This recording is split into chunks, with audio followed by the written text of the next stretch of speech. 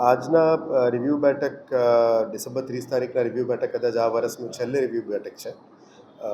આમાં ખાસ કરીને સિટીની અંદર જે એક્ઝિસ્ટિંગ સમસ્યાઓ છે અને આપણે ધ્યાનમાં આવેલી છે એ સમસ્યાઓ ઉપર પણ ચર્ચા કરી અને હમણાં જ થયેલા તમામ ખાતમુહૂર્ત કામોને આગળ વધારવા માટે આજે ડિસ્કશન કરી હતી. સૌથી પહેલાં જે સિટીની અંદર જે ટ્રાફિકની સમસ્યા વધી રહ્યા છે એ બાબતમાં ચર્ચા થઈને જે ટ્રાફિક એન્જિનિયરિંગને સુધારો કરવાનો છે. અત્યારે આપ જોઈ શકો છો સિટીમાં ટ્રાફિક એન્જિનિયરિંગ ટીમ અને ટ્રાફિક પોલીસે સંયુક્ત ઉપક્રમે ટર્નિંગ્સમાં ડિવાઇડર્સમાં પણ અત્યારે નવું સિસ્ટમ્સ લગાવવાની શરૂ કરી છે. આવનારા દિવસોમાં પાર્કિંગ દૂર કરવા માટે ગાડી ટોઈંગ શરૂ કરવા માટે જે રીતનું એએમસી અને એસએમસી કરી રહ્યા છે વીએમસીમાં પણ શરૂ કરવાનો અત્યારે પ્લાનિંગ ચાલી રહ્યા છે. લગભગ 8 ટોઈંગ ગાડીઓ પણ અમે શરૂ કરી દેવાના ખરીદવાના છે અને પછી ટોઈંગની કામગીરી શરૂ કરીશું. આડેધડ પાર્કિંગને બંધ કરવા માટે લોક સિસ્ટમ્સ પણ કરવું પડે છે. પાર્કિંગ પોલિસી પણ ક્લિયર કરવા માટે અત્યારે મહેનત કરી રહ્યા છે. સાથે સાથે આવનારા દિવસોમાં સ્વચ્છતા અને પાર્કિંગને લઈને જે મેઇન મોટી સમસ્યા છે એના માટે સંયુક્ત ટીમ બનાવવા માટે પણ પ્લાનિંગ ચાલી રહ્યા છે. એમાં દબાણ હટાવ ડિપાર્ટમેન્ટ, ટાઉન પ્લાનિંગના building inspectors, health department, solid waste department, આ ચારનું સંયુક્ત ઉપક્રમે ટીમ્સ બનાવીને દરેક વોર્ડ વાઇઝ ઝુંબેશ શરૂ કરી દેવાના છે. જેથી કરીને આડેધડ પાર્કિંગ ઓછું થાય, આડેધડ જે સ્ટ્રીટ વેન્ડર્સનું જે 11 વાગે પછી પણ ઊભું રહીને એક જ જગ્યામાં મૂકીને જાય છે એ પણ ઓછું થાય અને રોડની જે દબાણો છે એ પણ થોડું દૂર થાય અને ટીપી ખોલીને અત્યારે રોડ બનાવવાનું કામગીરી શરૂ કરી છે એને પણ વેગ આપવામાં આવનારા દિવસોમાં શરૂ કરી દેવાના છે. પછી પબ્લિક ગ્રીવેન્સીસ જે અત્યારે આવી રહ્યા છે એને પણ વહેલા તકે ઓન ધ ટાઈમ નિકાલ કરવા માટે સૂચના આપી છે. મેક્સિમમ ગ્રીવેન્સીસ ડ્રેનેજ ઉભરાવાનું ગ્રીવેન્સીસ છે, સ્ટ્રીટ લાઇટનું ગ્રીવેન્સીસ છે અને ગંદકીનું ગ્રીવેન્સીસ વધારે છે. એટલે આ 3 ડિપાર્ટમેન્ટને ખાસ સૂચના આપી છે કે મેઇન રોડ સિવાય એ કેટેગરી કહેવાય. બી અને સી કેટેગરીમાં સબ રોડ્સ અને ગલિયા અને સોસાયટીઝની અંદર જેમ સાફ સફાઈ કરવા માટે સૂચના આપી છે. અમે પણ આપણા કોલ સેન્ટરમાંથી રેન્ડમ ફીડબેક્સ લેવાનું શરૂ કરી છે. દરેક વોર્ડમાં ડેલી 5 કોલ્સ આપણા કોલ સેન્ટરથી અમે કરવાનું શરૂ કર્યું. લગભગ 1000ની આજુબાજુ કોલ્સ કરીને door to door collection system ગાડી આવે છે કે કેમ, તમારા વિસ્તારમાં સ્ટ્રીટ સફાઈ થાય છે કે કેમ, આ બધાનું ફીડબેક પણ લેવામાં આવ્યું છે. આજે આ તમામ details ward wise solid waste ડિપાર્ટમેન્ટને ડિટેલ્સ આપવામાં આવી છે. એની અંદર પબ્લિકનું શું ફીડબેક આવી છે એ ફીડબેક શેર કરવામાં આવે છે, જેથી કરીને સફાઈ કર્મચારીઓ, સુપરવાઇઝર્સ, વોર્ડ ઓફિસર્સ અને તમામ ટીમ થોડું સક્રિય રીતે કામગીરી કરી શકે અને ત્યાં વધારે કમ્પ્લેન્ટ્સ છે ત્યાં પણ વધારેનું કામગીરી કરવા માટે એમને સૂચના આપી છે. આવનારા દિવસોમાં સંયુક્ત રીતે વીએમસી અને સિટી ટ્રાફિક પોલીસનું મિટિંગ કરવાના છે ટ્રાફિક સેફટી માટે અને એક્સિડન્ટ્સ ઓછું થવા માટે જે ટ્રાફિક એન્જિનિયરિંગ સુધારો કરવો પડશે એ પણ કરીશું.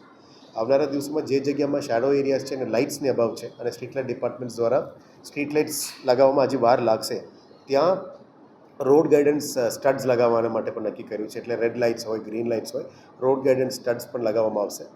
ખાસ કરીને main rods, Kamati Baug road, Gauravpath અને અલગ અલગ જે આઇકોનિક રોડ છે જેમાં લાઇટ વધારે જોઈએ ત્યાં આપણે ગાઈડિંગ સ્ટડ્સ લગાવીશું, જેથી કરીને લોકો ટ્રાફિક ગાડીઓ પણ સારી રીતે ચલાવી શકે. અને જે બ્લેક સ્પોટ્સ છે ત્યાં પણ કામગીરી કરવા માટે સંયુક્ત રીતે સિટી પોલીસ સાથે ચર્ચા કરીને કરીશું. આવનારા દિવસોમાં બિનજરૂરી બમ્પર્સ કોઈ રોડ્સમાં હોય એ પણ કાઢવાનું પ્રક્રિયા અત્યાર સુધી સારી ચાલી રહ્યા છે, એને પણ કરવાનું રહેશે. અને આવનારા દિવસોમાં ટ્રાફિક પોલીસ સાથે ચર્ચા કરીને બિનજરૂરી જે ડિવાઇડર્સ છે અને જે કટિંગ્સ છે, ક્રોસિંગ્સ છે, એને પણ બંધ કરવાની પ્રક્રિયા શરૂ કરી દેવામાં આવશે. એટલે સંયુક્ત સર્વે પણ શરૂ કરી દેવામાં આવશે.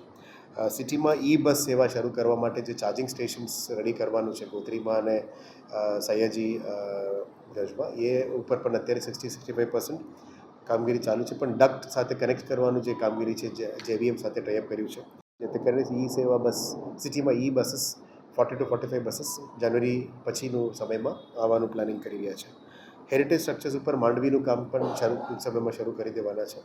સાથે સાથ માંડવી સિવાયનું પણ જે હેરિટેજ સ્ટ્રક્ચર છે એના ઉપર પણ અત્યારે હેરિટેજ સેલ, ફ્યુચરિસ્ટિક સેલ અને બિલ્ડિંગ્સનું અલગ એક મિટિંગ પણ લેવાના છે, જેથી કરીને જેટલા પેન્ડિંગ કામો છે એને પણ પૂરું કરીશું.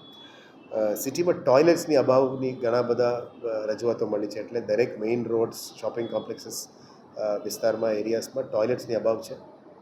એસ્પિરેશનલ ટોયલેટ્સ અલગ, ટોયલેટ્સ અલગ. આ સિવાય પણ સિટીમાં ટોયલેટ્સ જે જગ્યામાં જોઈએ એ બનાવવા માટે પણ આજે ચર્ચા કરવામાં આવી છે અને આવનારા દિવસોમાં વધારે ટોયલેટ્સ બનાવવામાં આવશે.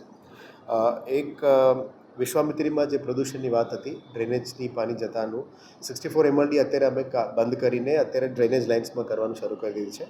અનધર 16+13 એટલે 26 MLD હજી કરવાનું બાકી છે. એના ઉપર પણ ફોકસ કરવાનું કીધું છે, જેથી કરીને પ્રદૂષિત પાણી વિશ્વામિત્રીમાં ના જાય એ બાબતમાં સીલ કરીને સિવર લાઇન્સમાં લઈ જવાની પણ નક્કી કર્યું છે. આના માટે પણ અલગ એક મિટિંગ કરવાના છે પર્યાવરણ પ્રેમીઓ સાથે. અને એર ક્વોલિટી ઇન્ડેક્સને કંટ્રોલ કરવા માટે અને અત્યારે જે પ્રદૂષણ વધી રહ્યા છે એટલે ક્લીન કન્સ્ટ્રક્શન પ્રેક્ટિસીસનું SOPs આપણે બહાર પાડી છે VMCએ.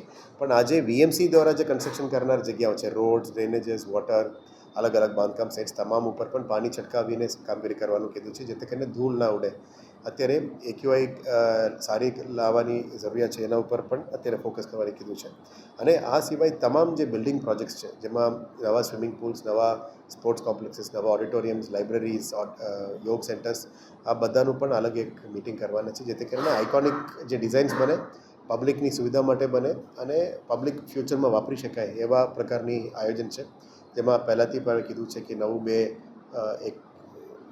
એક ઓડિટોરિયમ તોડીને નવું કરવાનું છે, બીજી એક માંજલપુર અને સમામાં ઓડિટોરિયમ કરવાની છે, સ્પોર્ટ્સ કોમ્પ્લેક્સીસ 5 છે, યોગ સેન્ટર્સ છે, લાઇબ્રેરીઝ છે, સ્વિમિંગ પુલ છે. આ તમામ ઉપર આવનારા દિવસમાં વધારે ફોકસ કરીને પબ્લિક સુવિધા અને સિટીઝન સર્વિસ કેન્દ્ર દરેક ઝોનમાં એના ઉપર ફોકસ કરવાની છે. એટલે આવનારા દિવસોમાં પબ્લિકની સુવિધાઓ ક્યાં ડાયરેક્ટ ઇન્વોલ્વમેન્ટ છે એમાં ઉપર ફોકસ કરીશું. અને આઇકોનિક પબ્લિક ગાર્ડન્સ અને પબ્લિક સ્પેસીસ 4 મોટા પ્રોજેક્ટ્સ લેવાના છે. અને આવનારા દિવસોમાં રિવરફ્રન્ટ અને લેકફ્રન્ટ ડેવલપમેન્ટ ઉપર પણ SPVs ફોર્મ કરીને અલગ અલગ તળાવોની નવીનીકરણની કામગીરી લેવાના છે. અત્યારે VMC હસ્તકમાં 41 લેક છે, એમાં 30માં કામ પૂરું કર્યું છે અને મેન્ટેનન્સ કામ ચાલુ છે. હજી 11 કરીશું. આ સિવાય પણ ઘણા તળાવ એવા છે જેમાં કલેક્ટર હસ્તક નથી, કોઈ VMC હસ્તક છે, કોઈ કલેક્ટર હસ્તક છે, કોઈ ખાનગી હસ્તક છે. એ બધાને આઈડેન્ટિફાઈ કરીને નોટિફિકેશન કરીને એને પણ રેનોવેટ કરવાનું કામગીરી શરૂ કરવાની છે. ત્યાં પૌરાણિક રિલેશન્સ પણ છે, ત્યાં મંદિરો પણ છે. આ બધામાં પણ કામગીરી ટૂંક સમયમાં પ્લાનિંગ ડિઝાઇનિંગ સેલ સાથે લઈને શરૂ કરીશું. સો ઓલ ધી પબ્લિક સ્પેસીસ જ્યાં પબ્લિક એન્ગેજમેન્ટ થાય એ વધારે સુવિધા સારું કરી શકે એ દિશામાં અત્યારે પ્લાનિંગ ચાલુ છે. સર, વડોદરા શહેરમાં નવી બસ આવી રહી છે. ટોટલ કેટલી બસ આવે છે અને પ્રથમ તબક્કામાં કેટલી બસ વડોદરા શહેરમાં? પ્રથમ તબક્કામાં 40 બસીસ છે અને અલગ 3 ફેઝીસમાં પછી 100 બસીસ છે. Total 250 buses. પહેલાં 100 બસીસની અપ્રુવલ હતી, પછી 150 બસીસની અમે આ માગણી કરી છે, એટલે 250 બસીસનું અપ્રુવલ મળી છે. ફેઝ વાઇઝ આવવાના છે. ફર્સ્ટ ફેઝમાં 40 બસીસ આપણને મળશે અને પછી જે સિટીની અંદર અત્યારે ચાલી રહ્યા છે બસીસ એને પણ ધીરે અમે એક્સટેન્ડેડ રૂટ્સમાં પણ મોકલવાનું શરૂ કરીશું.